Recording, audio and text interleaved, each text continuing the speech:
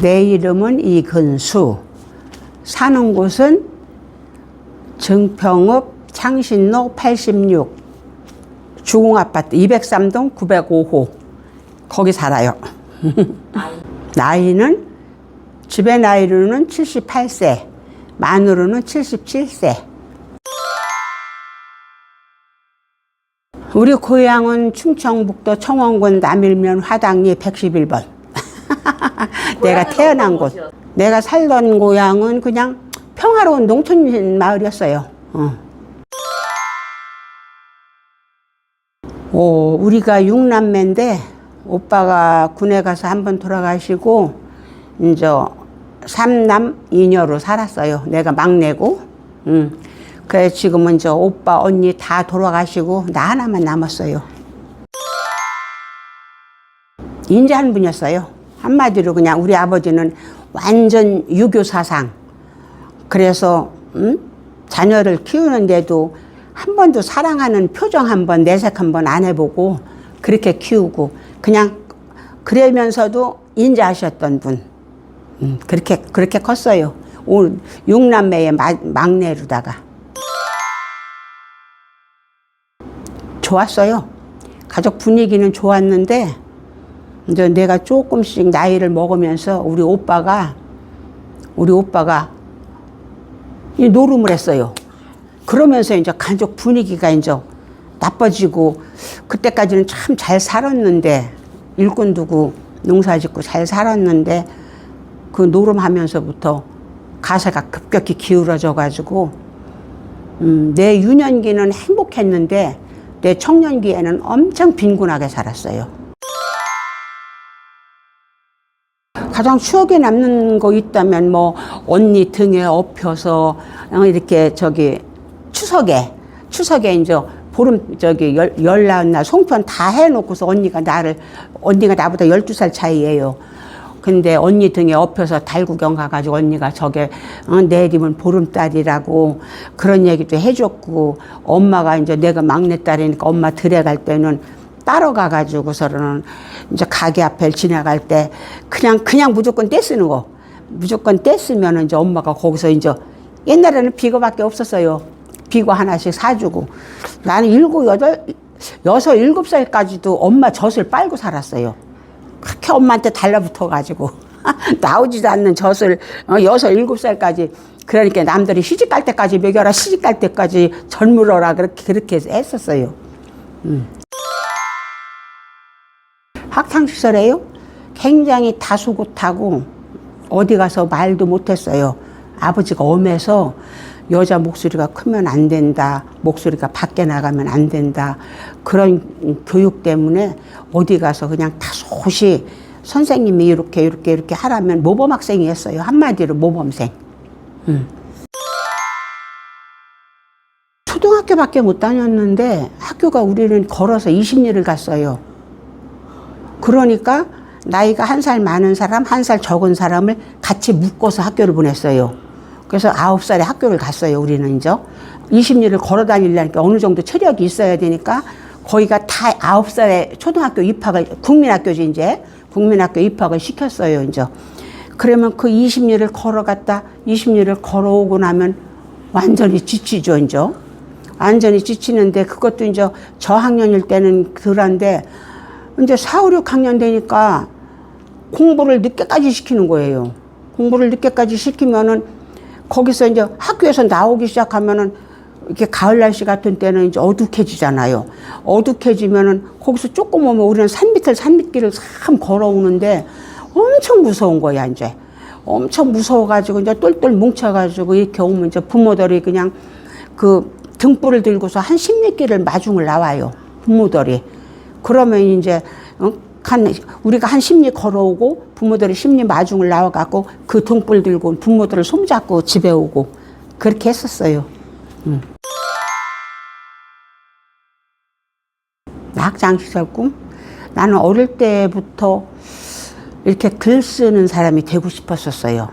글 쓰는 사람이, 시를 쓰는 사람이 되고 싶었었는데 우리 아버지가 여자는 공부하면 안 된다고 그 유년시절에 그때만 해도 나를 가르쳐도 될 형편이었는데도 여자는 글을 많이 배우면 못 쓴다고 그저 자기 이름만 쓰면 되는 거라고 그래가지고 나를 국민학교밖에 졸업을 안 시켰어요. 그래서 뭘 아는 게 있어야 시도 써보고 글도 써보지. 그러고서 있다가는 그냥 그러고서 그냥 유년 시절은 다 지나가고 그랬어요. 직업 없었어요. 직업 없이 살았는데 한 번도 결혼해가지고도 직업을 안 가져봤어요. 결혼해가지고 애들 3남매 낳아서 키우면서 직업을 안 가져봤는데 이제 아들이 커가지고 남편 보조만 했어요. 남편 뒷바라지만 해주고 그랬는데 애들이 커가지고 큰아들이 이제 커서 대학을 졸업하고 무슨 사업을 하겠다고 하면서 자꾸 우리 아들도 착해요. 나 닮아서 엄청 착해. 그러니까 이 돌 사업을 했어요. 돌 사업을 하니까 이 벽에다 돌을 다 붙이고 나면은 돈을 안 주는 거야. 근데 그 돌을 떼어올 수도 없잖아. 돌을 떼어올 수도 없고 그러니까 아들이 그냥 계속 부채가 쌓여서 어쩔 수 없이 내가 산불을 놨어요. 산불을 감시를 가가지고 이승산 초소를 봤어요. 이승산 소수를 10년을 넘게 했어요. 근데 증평군청에서 나보고 살아있는 증평군 지도라고 그랬어요. 돌아다니는 증평군 지도라고. 너무너무 동네를 다 알으니까. 동네를 곳곳이 다 알아가지고 나는 초소에서 내려다보면서 어디서 연기가 나면 이제 무전기로 불러가지고 보내면 그분이 잘 못 찾아가면은 거기 서서 우측으로 어떻게 가서 어느 방향으로 어떻게 가라고 그렇게 해가지고 증평군에서 그 전에 그 연과장님이었었어요. 그분이 나한테 증평군에 움직이는 지도라고 그랬어요. 그러면서 참 아줌마같이 초소 잘 보는 사람은 여지껏 처음이라고. 그래서 이제 그걸 하려면은 달리기를 잘해야 돼요. 거기 산불감시에 뽑히려면 체력 검사를 하느라고. 근데 사실은 초소에 가서 있는 거는 체력 검사가 필요가 없는 건데 하루 종일 그냥 눈동자만 열심히 움직이면 되는 건데 그래가지고 내가 스스로 뛰어서 남자들을 이길 자신이 없으니까 내가 그만두니까 연계장님이 아줌마 오세요. 아줌마 오세요. 그냥 아줌마는 내가 그냥 아줌마 써줄게요. 그러더라고. 그런데도 싫어요. 그런 건 싫어요. 괜히 남의 자리 뺏는 거 같고 싫다고. 그래서 이제 그만뒀어요. 그만두면서 이제 예초기 작업을 하러 나갔어요. 산에 증평군청에서 하는 거 예초기 작업을 해가지고 이제 아들이 부채가 자꾸 쌓이니까 그걸 이제 내가 어떻게 조금이라도 이자라도 감당해 주려고 이제 예초기 작업을 나가서 그러니까 겨울에는 산불하고 봄에 일 끝나고 나면은 예초기 작업하고 그래서 그것도 한 13년을 했어요. 예초기 작업도 한 13년을 했는데 이제 저기 도안 가서 이제 풀을 깎다가 이렇게 바위가 풀숲에 묻혀 있는데 그걸 모르고서 비온 다음 날 내가 거기를 풀을 깎으러 가가지고 그 바위를 밟았어요. 그렇게 풀숲에 묻혀 있는 바위라 모르고 밟아가지고 그 밑에 툭 떨어져 버렸어요. 내가 뚝 떨어져서 허리를 다쳐가지고 이제 허리 수술을 하러 갔어요. 허리 수술하고 나서는 이제 그 다음부터는 이제 일을 못 하는 거예요. 다 많이 힘들게 살았어요. 어린 시절만, 유년 시절만 부모한테서 기원받고 살았고, 결혼해서부터는 남편이 파월 가가지고 머리에 파편이 3개나 박혀 있어요. 그래서 그것 때문에 항상 아파서, 그래가지고 남편 그냥 돌보느라고 어디 돈 벌러도 못 가고, 그렇게 했는데도 유공자도 못 돼가지고 나왔어요. 제대로 할 때. 이 기억상실에 걸려서 자기 형제도 모르고, 자기 엄마도 몰라보는 상태로 왔는데 천주교를 다니면서 그냥 안면은 있던 사람이에요. 이제 안면이 있던 사람인데 그러니까 이제 월남서 나한테 편지를 3번을 보냈더라고. 근데 나는 그 사람이 별로 마음에 없어서 답장을 안 해줬어. 한 번도. 편지가 3번을 왔는데도 답장을 안 해줬는데 결국은 그렇게 다쳐서 왔는데 너무 불쌍하더라고. 너무 그 사람이 불쌍해서 그 당시 나는 수녀원을 갈까 생각을 하고 내 머릿속으로 혼자 이제 어떻게 수녀원에 갈까 이렇게 구상을 하고 있었는데 그렇게 다쳐서 그 사람이 와서 있는 걸 보니까 그래, 내가 수녀원에 가서 내 영혼을 구하는 것보다는 한 남자를 구하는 게 낫겠다. 그 생각이 들어서 결혼을 했어요. 응? 결혼을 했는데 전혀 그게 아니었어요. 폭력밖에 모르는 거야, 남편이. 그러니까 이 머리에 파편이 들었으니까 대화가 안 되고 자기는 여기서 뭔가를 하고 싶은데 머릿속에서 얼른 말이 떠오르지 않으면 그냥 주먹이 날라오고 발이 날라오고 그냥 폭력밖에는 몰랐어. 나는 그래서 결혼하고서 한 20년 동안은 폭력 속에서 살았어요. 폭력 속에서 살았는데 어느 날 우리 친정아버지가 우리 집에 오셔가지고 내가 맞는 걸 본 거야. 그 여자는 결혼하면 절대 문지방 넘어 발 내밀이면 안 된다. 어? 발 내디디면 안 된다. 목소리가 담 넘어가면 안 된다. 그렇게 교육을 한 우리 아버지가 그걸 보더니 내 손을 잡고 근수야 가자. 나 따라서 집에 가자. 우리 아버지가 그렇게 말씀하시더라고요. 근데 그때 당시 우리 큰아들이 갓난 애기였어. 그랬는데 그걸 두고 어떻게 가. 그래서 나는 우리 아버지를 피해서 도망갔어요. 우리 아버지가 나 끌고 갈까 봐. 그렇게 맞으면서라도 내 자식을 키워야지. 내가 난 자식이니까 키워야지. 그래서 도망을 못 가고 그냥 살았어요. 그래서 그때부터 시작된 폭력이 20년이 넘도록 폭력을 했었어요. 20년이 넘도록 폭력을 쓰다가 이제 자기가 이제 병원에 입원해서 한 6개월씩 병원살이 하고 이러면서 이제 그 폭력은 조금씩 줄어들더라고요. 미안해서 이제 못 때리겠다고 그러면서. 그래서 난 한 20년 동안 폭력 속에서 살았었어요. 마지막까지 속 썩이고 이 파편이 들어가지고 한 번 머리가 아프기 시작하면 막 일주일 보름씩 아파요. 지금도 벌써 머리 아픈 지 일주일이 넘었어요. 어지럽고 머리 아파서 식사도 못 해요. 그러면은 물만 한 모금 먹어 다 토해버려. 그냥 어지럽고 막 이렇게 머리 아프고 그래가지고. 그래서 지금 이제 일주일 넘었는데 나 오늘 복지관에 가면은 점심 못 차려줄 거니까 복지관에 와서 아들하고 같이 와서 밥 먹으라고 그랬더니 오겠다고.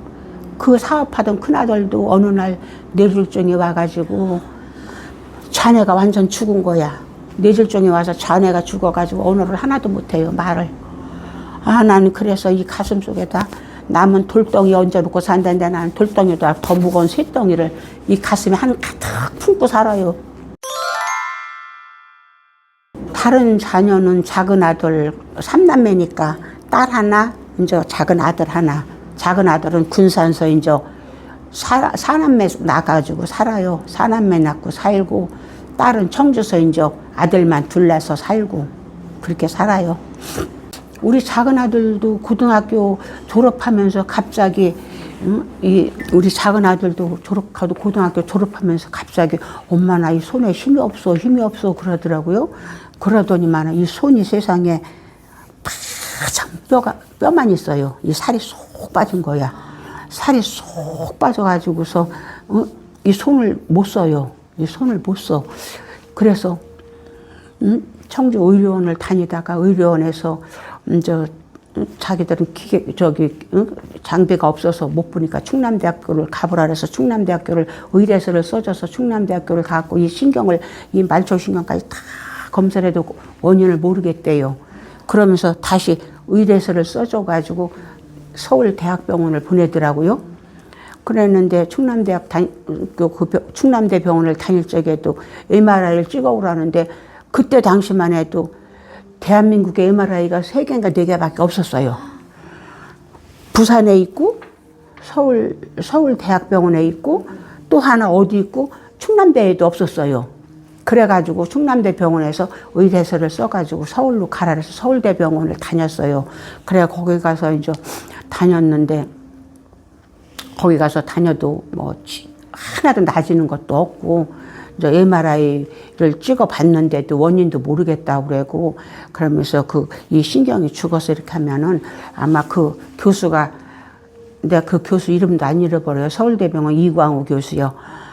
그러는데 우리 아들을 옆에다 놔두고 이런 병은 길어야 5년 산다고 5년 살기가 힘들다고 그래서 내가 그 교수님한테 그랬어요. 교수님 아들이라면 앞에다 놓고 그런 말씀 하실 수 있겠어요? 내가 그렇게 따졌어요. 얼마나 화가 나는지. 교수님 아들이라면 앞에 놓고 5년 이상 못 산다고, 5년 이내에 죽는다고 그렇게 말씀하실 수 있겠어요? 그러니까 말문을 닫더라고요. 그러더니 나는 더 이상 말할 게 없다고, 할 말이 없다고. 그래서 거기서 약 그냥 갖다 먹어야 지금으로 말하면 오메가3예요. 오메가3 연어 그걸로 한 거 이런 거만 그냥 처방 내려주고 더 이상 해줄 게 없대요. 그래서 거기도 그냥 그만뒀어요. 그만두어서 그냥 이 오른손을 못 쓰는 채로다가 직장 생활을 해요. 아기를 사람에 나가지고서. 앞에다 놓고 그러는데 진짜 너무 서운하더라고요. 그래도 의사인데 어떻게 환자를 앞에다 놓고 이제 고등학교 졸업해가지고 갓 20밖에 안 되는 아이를 앞에다 놓고 많이 살아야 5년 산다고 그렇게 말하는데 화가 나서 선생님 아들이라면 5년 산다고 앞에 놓고 말씀하실 수 있겠냐고. 그러고 나서 이제 그냥 결혼해서 5년을 저렇게 이제 5년을 넘어 참 지금 이제 50이 넘었어요. 50이 넘어서 큰 아들이 56살, 작은 아들이 54살, 딸이 52살, 2살 차이니까. 그랬는데 애들이 다 학교를 가니까 아들이 힘들어요. 아들이 힘들어서 나 여기서 버는 거 하고 노령연금 나오는 거 하고 해서 손자 손녀들한테 대학생 둘한테 20만 원, 고등학생 하나한테 10만 원, 그리고 지금 중학생한테 5만 원 이렇게 한 달에 45만 원씩 보내줘요. 애들 용돈을. 지금 한참 힘들어요. 대학생에 고등학생에 그러니까는 다 중고등학교 다니고 그래서 너무 힘들어서. 그리고 큰 손녀 딸은 고등학교 졸업하고 그냥 직장 생활을 하더니 어느 날 저도 대학을 가겠다고 그래가지고 지금 대학을 갔어요. 나이가 많아가지고. 그러니까는 아들이 너무 힘들어서 그냥 대학생은 20만 원씩, 고등학생은 10만 원, 작은 손자는 5만 원. 그래서 55만 원씩 들어가요. 20, 15 이렇게 하니까 55만 원. 그러니까 나 노령연금 나오는 거 하고 여기서 29만 원 받는 거 하고 합치면 그거밖에 안 돼요. 지금 이 나이에 이제 뭐를 해보겠어요? 내가 나이가 젊다면은 뭔가 활동적인 걸 해보고 싶어요. 나이가 젊다면. 내가 지금 운전을 하고 있는데 차라리 내가 지금 나이가 한 20대, 30대만 됐다면 하다못해 버스 운전을 하든지 택시를 하든지 그렇게 해서 가정사에 보탬이 되고 싶어요. 열심히 살라는 말 해주고 싶어요.